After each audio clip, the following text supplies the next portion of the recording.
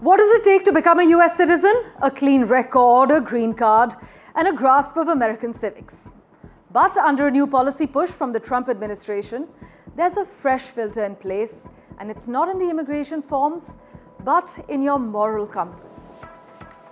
The US Citizenship and Immigration Services, or USCIS, has announced a significant change to the way it assesses the good moral character of citizenship applicants. Officials are now being told to take a more holistic view. That includes your community involvement, work history, tax compliance, even your social media behavior. I'll tell you where it gets controversial. Applicants could now be denied not just for criminal activity, but for legal behavior deemed contrary to the average American citizen's conduct. That's vague and potentially dangerous, especially when paired with new language targeting anti-Americanism and so-called anti-Semitic ideologies.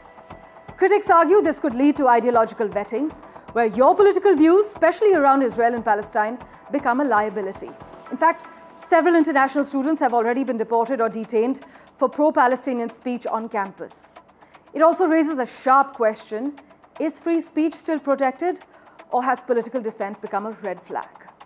Now, the irony here isn't lost on observers. Donald Trump himself is a convicted felon, found guilty in 2025 of falsifying business records while covering up an affair during his campaign. And yet, his administration now wants to redefine morality for immigrants. Experts say this move risks opening the door to prejudice, to vague enforcement and unequal standards, especially for people of color, Muslims, and critics of US foreign policy.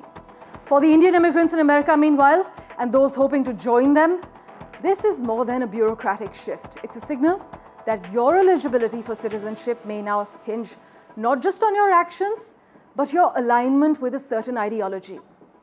In a world where citizenship is increasingly politicized, moral character is no longer just personal, it's political.